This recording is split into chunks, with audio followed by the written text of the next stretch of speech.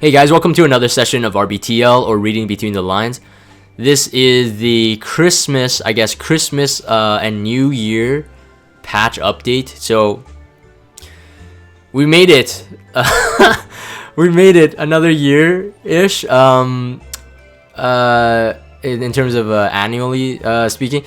So Merry Christmas to everybody watching this, and Happy New Year for those watching this later. We got first buffs and free equip event. So free equip event going on for about a week and a half, and then the buffs going on for a week and a half as well.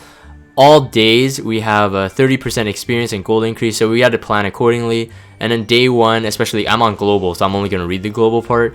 But on December 30th to January 1st, we got hunt material drop rate increase by 50%. Interesting one on day 2, again for the global side, from Wednesday the 1st, so that's New Year's of course, to the 3rd, so on a Friday, we got a 50% adventure point increase. So that's kind of interesting too. So I definitely have to shift things around because I do have a lot of catalysts to farm.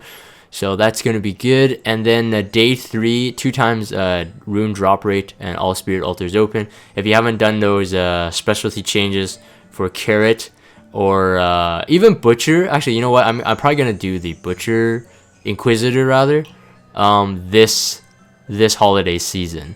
So finally get him up, maybe get him geared up. And then, so that's pretty much it. But yeah, just keep those dates in mind so you guys can plan accordingly to what you want to do. Now here's the main meat of the content. World Arena is here. So people is saying RTA, real-time arena. It's finally here. There's a lot of things that are written, but I won't cover everything. Just a couple highlights of what I think are notable. I think most of the people should be familiar with how this works. If you aren't familiar with how this works yet, you can probably watch another YouTube video, or even when it comes out, I'll probably most likely be making content, of course. So for newer players coming in even after this video recording, they'll know global banned hero and artifact. So this will be one of the features that is cross server. So we should be able to play with so on global side, you should be able to play with the Korea server, Asia server. The only thing is that I don't know if the Japan server will be caught up yet, because based on this image here, we have the Guilty Gear heroes and the Guilty Gear artifacts banned, so you can't use them at all. But SSB isn't, and Japan server came after SSB, so I'm not 100% sure. There might be written in here somewhere in the notes, but it's not. We might not be able to fight Japan yet, but it's okay. For sure, we have Europe server, Asia server, global server, and the Korea server, so that's already a lot of players there. The arena tab will be split into 2 there, regular arena and the world arena. For this round though, this is pre-season, so the first pre-season, we will not be able to get much rewards out of it. So do this for practice, I suppose. Do this for fun if you guys are kind of bored with this stale kind of thing. So you can see here on this image, it describes it: the player name, the server they're from, the rank, and then their ranking in terms of arena. Pick and ban hero phase. If again people are not familiar, definitely take a read at this. It's actually not that difficult to understand. I remember back in the day, I was like, oh, how does it work? Someone showed me, I think it was Salen. So Salen, you get a shout out. He showed me a video from Summoner's War, and I'm like, oh, okay, it's not too bad. So the strategy going involved is not only the heroes you bring, but also who you force them to ban, if you're gonna go with that kind of bait tactic, and who you ban. And then of course, then when you go into the battle, gear check will come, and then also just strategy based on the placement of the CR timeline. It's gonna be interesting. We're gonna keep going down. I don't think there's gonna be much here that I want to talk about. The emojis, I did want to talk about this. So I remember in one of the global streams, they kind of previewed some of the emotes, and I felt they were really ugly, although they were at technically higher fidelity. But these ones are actually pretty cute, so I actually kind of like the change. These are lower fidelity in terms of the quality of the art, but these are cuter, and they get the point across. I think emojis should remain simple but cute, so I think those are cool. But again, I someone on stream was saying that RTA is pretty much arena with emojis, so feels bad, man. Feels bad. Yes, it seems to be that way. But of course, the new mechanic would be interesting. New hero Benevolent Romann is coming. I do have to say this, and I will rant this. ML Cecilia return. I know there's always going to be the two sides. It's kind of like me complaining about the Christmas rerun, and then so many reruns, and people are like, oh, Jagan, new players, they never got to experience it, right? Again, that's a logical fallacy, because there's always going to be new players, so does that excuse them from always returning? I'm basically talking about F Cecilia, Fallen Cecilia, returning. I mean, she's going to be useful. I think that's the reason why she's put in there, but I really don't get why they had to bring her back. But they could have brought anyone else. Anyways, there's no pattern whatsoever. So if anybody's making speculation videos on who do you think the next ML will be in terms of a return, don't listen to those videos, because it's a waste of your time. Unless you want to dive into speculation videos, it's a waste of your time, because right now Smallgate is showing that absolutely no pattern whatsoever.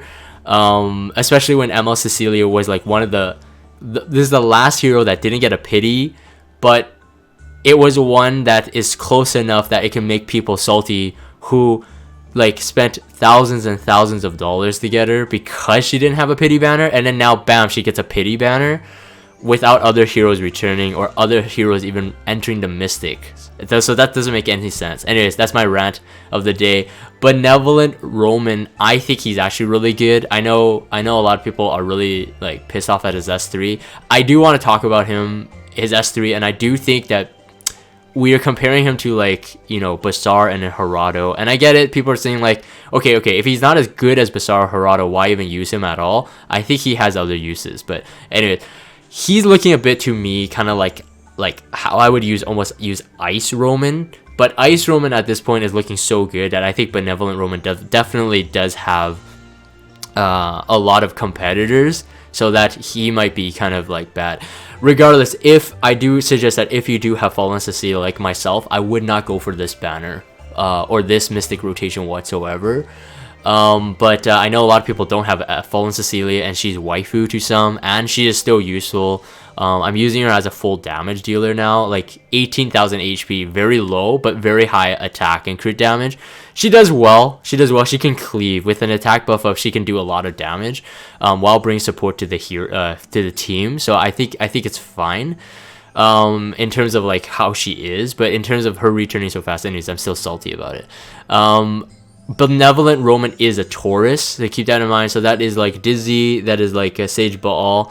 For those who were playing when Dizzy was released, or have her built, or you know had experience with Sage Baal, they have really good speed and really good HP defense combo. I think one of the highest HPs for mages. So in terms of like killing them off quick, it's gonna be harder than Basar, for example.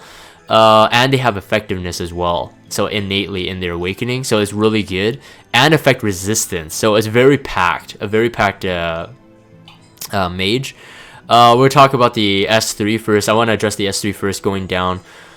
The after awakening portion. Okay, so I get why people are salty about it. It has up to a 75% chance with Molagora to silence up to 2 turns, but dispels 1 buff. Now the order is that the silence comes first and then this dispel.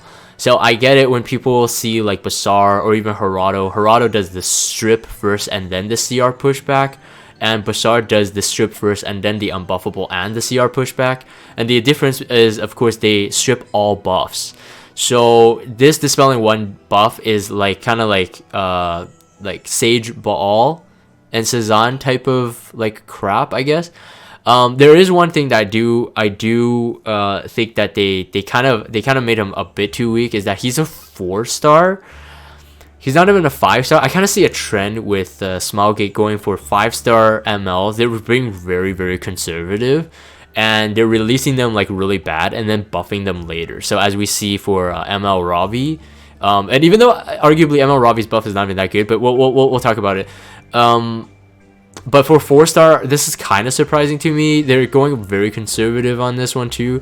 Although I would say it has S1 and S2 are actually really good. So it almost makes me feel that the S3 is justified. And also I am against people saying that, okay, you can dispel one buff. Alright, so people running MLCC and immunity sets, you know, that's not going to do anything. That's going to strip the barrier, leave the immunity on. Okay, I get that.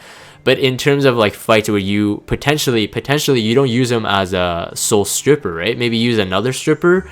But I see his S3 as a silencing skill as well. AoE silence for 2 turns is incredibly high. And then of course, he does still have the strip there. The reason why I think that, you know, it shouldn't be a dispel into silence first is that, see, for Bazaar, you can still cleanse it. Because you're not silenced, unless you run like Zero Ren and you run that 1 in 4 chance of getting a silence. But for him, if you could somehow dispel, let's say someone doesn't run an ML Cecilia, if you dispel the immunity and you put the silence and you land it on your cleanser, 150 effect resistance is what you're trying to roll against usually on average. If you still land the silence, they can't cleanse for 2 turns. That's incredibly strong. So in my opinion, that's where I find the balance for the S3.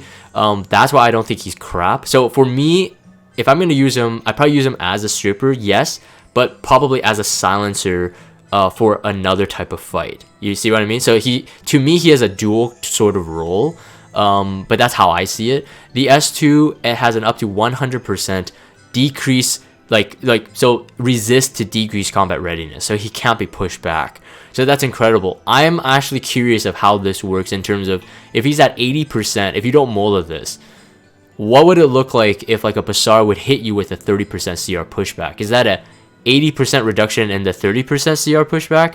I'm assuming that's the case, but I'm not quite sure about that. But regardless, if you do get this to 100%, it means that it's a fully immune, I think. Voice crack with the curiosity, I think so, but based on the video that was shown up here, it seems to be a 100% CR reduction pushback, so he can't be pushed back. That can be very useful in a lot of fights, combined with his S1. So here we go. So the S1 has a 35% chance to activate Mana Burst. So Mana Burst is not a passive at the S2, but rather just an additional effect of the S1. It attacks all enemies, so it's an attack, so it could get rid of skill null, it could do damage, so set up for Aliha's knife and stuff like that. Decreases combat readiness by a random amount of 10 to 50%. You can't increase that with the Mola, but you can increase the chance to do it by 100% if you use 20 souls. That's a lot of souls to guarantee that, but it could be usable on some very good scenarios. Now, I do think that having a random CR pushback can be very useful, although it can also set you back as well. Because if you get, like, let's say, all the enemies you push back only receive a 10 CR pushback, it might not be enough for you to set up. But I kind of like the random amount between 10 and 50, and not even in, it doesn't even say like in 10% increments. So it's not like 10, 20, 30, 40, 50. It's like, it could be anything. So in terms of like throwing off their speed tuning in terms of the enemy, the defense team, it could be very useful. Would I put him on a defense team? I don't really know. Maybe he could still be good on a defense team. Everything that's said here, in my opinion, can still be good on a defense team. The only thing is that if people see him, they're gonna most likely run ML Cecilia with immunity like sets, most likely. But the rest of his skills are good. Depends on who you team him up with. Anyway, that's my thoughts on Benevolent Romann. Again, because ML Cecilia is on the banner, I was already planning. Originally, I was thinking like, oh, is ML Ken, Arbiter Villager, did any one of those OP ones coming on the return banner with him? If they were, I would totally pull it, and I would not be salty getting B Romann here. Anyways, let's go for hero balance adjustment. So I covered this on a previous video on my thoughts on the balance. It seems that nothing has changed from their initial idea. So Ravi gets a 30% critical hit chance buff, like straight up buff. Nothing tied to her fighting spirit. The fighting spirit is only going to be to dealing with her healing. pretty much. So that's really good. And then the S3, if you get the kill, you get the revive, but the revived ally gets 100% CR boost, which is a lot more usable than it was before. But I already talked about the problem I had with the S3 is the damage was too low. You can't soul burn it, you can't increase the damage, so you can't ensure the kill. I didn't record it, but there was a couple streams I had where I was running Hell Raid, and people on stream were laughing at me so bad because my Blaze Dingo kept on dying in my team. I had my Apocalypse Ravi, and I'm like, okay, all right, time to revive, guys. So I hit, and I revive, and the enemies like they broke my skill null, and then they killed them again right after the revive, and I was like, I was so pissed off. My Blingo died like 3 times in that one run. That was after the boss fight. I was going back for the elites. That's how bad it was before. With the 100% CR boost, that's gonna help my Blaze Dingo survive. People on stream laugh.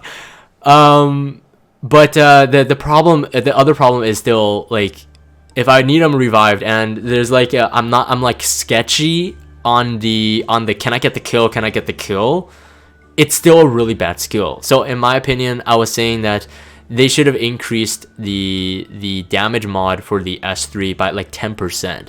If you increase it by 10%, it's still not as strong as the S1. It's on a cooldown.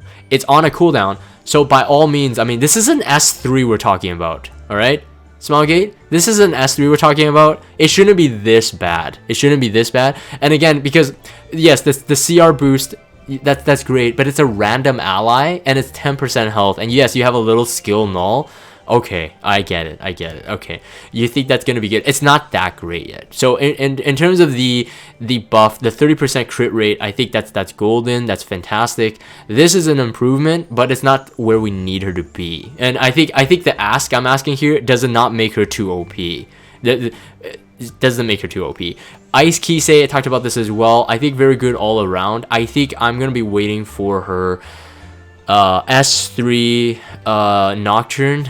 How much that barrier is scaled on her attack, because if that barrier is really beefy, like a sort of like a Surmia S2 exclusive equipment barrier, she's gonna be very usable. You get that S3 up, go into the barrier, and if that barrier is beefy enough, people are not gonna knock her out in stealth.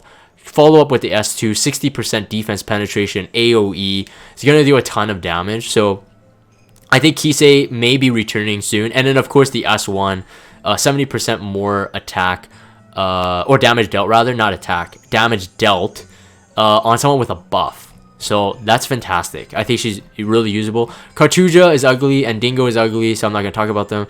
No, I talked about them in length of my thoughts on it. Dingo, I still have to say the point is that Dingo I'm very dissatisfied with. The critical hit chance, they still stuck with it. That's the buff they chose, and the reasoning behind they giving them the critical hit chance buff is that he's a support, but he wasn't doing enough. He's still not doing enough, in my opinion. So we're not gonna see him used too much. If people were using him before, you might still use him, but people are not gonna build him for these buffs, in my opinion. There's just way better crit rate buffers out there.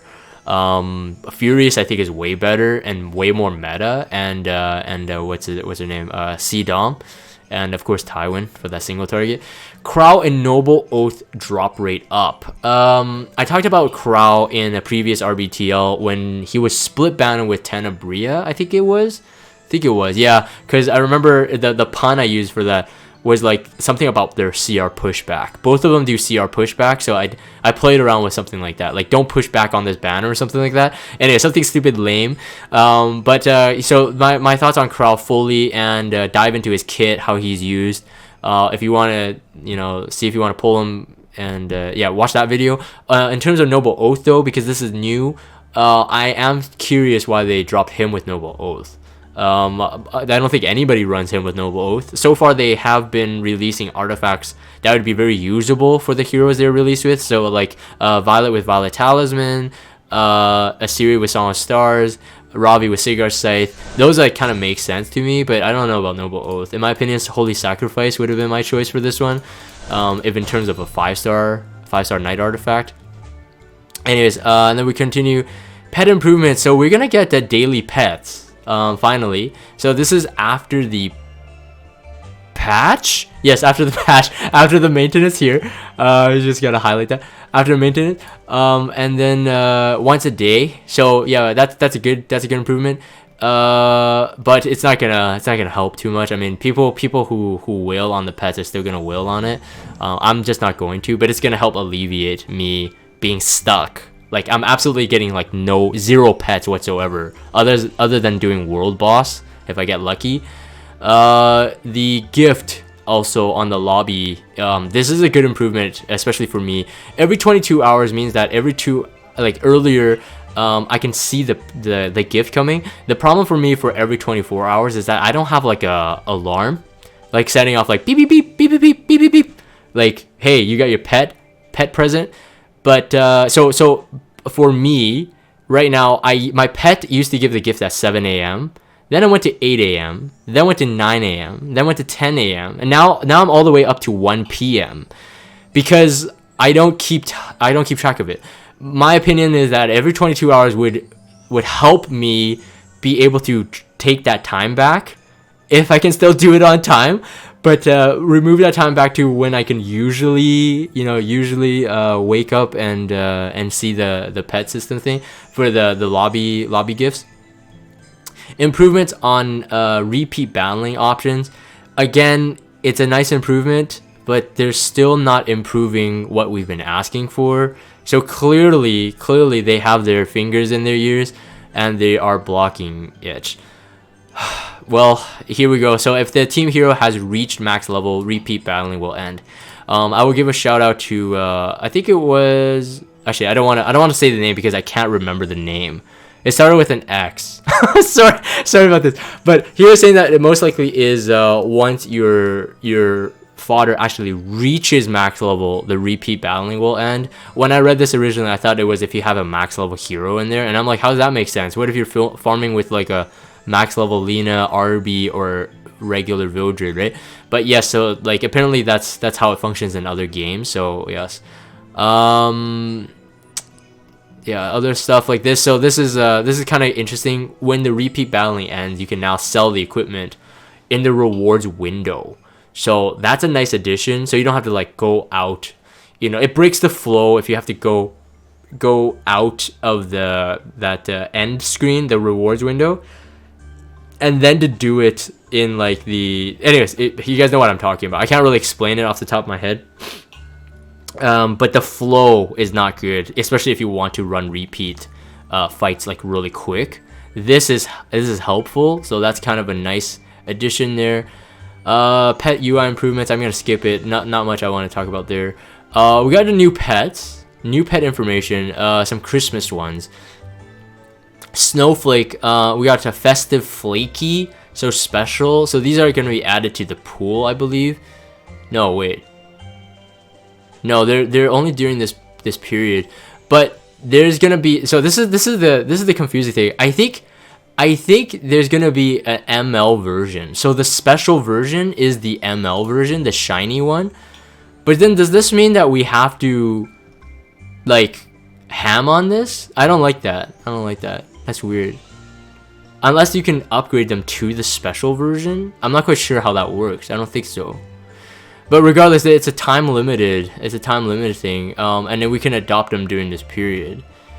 So are they forcing us now to spend? I don't know. Maybe that's assumptions. Additional bug fixes. I think that's pretty much it. I think that's all I wanted to cover. Oh no, this one's good too. The storage function is good. Yes, but before in the past, if you have too many heroes and artifacts, you have to pull them like one by one. Like you have to actually move them into your like actual like inventory. One by one. So in terms of like, let's on the image here, let's say you use Ruzid for example. If I got multiple Ruzids and I'm like, okay, I want to SSS him now, I want to triple S him for imprints, I'd have to actually literally scroll down and go for each one. And the thing is, that doesn't save your scrolling position, so you literally have to like scroll. If it was like in the middle or the bottom, you have to scroll down every single time to get the hero you want. But now you can actually select like multiples up to 20, either hero or artifacts on a separate queue. So if you put like 20 heroes and you tab over to the artifacts, you're gonna lose all of the heroes that you had. You have to do one at a time, but in my opinion, it's fine. It is a really big improvement in terms of usability, so I do like that. Let's see here. UI improvement fixes. They're planning to pretty much use them as like a folder kind of thing. So all the past arena equipment will now be there in their own named quote-unquote folder, but in a chest box. So warfare season equipment, for example, if you click view, it will just show those 4 pieces, or whatever is available. So it shows you if they're still available 4 times, 6 times, etc. If you haven't purchased them, it will show that they are available. Yeah, that's pretty much it. So in terms of Krau Banner, Benevolent Romann, RTA, it's a pretty big patch, but yeah, hopefully that was informative. Yes, again, and make sure that you are scheduling your to-do lists according to the buff event coming all the way until the new year. So anyways, I'm gonna end this here. Happy New Year, guys, again, and Merry Christmas. I'm gonna end this here. If you guys have Discord, check out the Discord server, follow me on Twitter, and subscribe to YouTube if you haven't. As always, thank you guys for watching, and I will see you guys on the next Reading Between the Lines.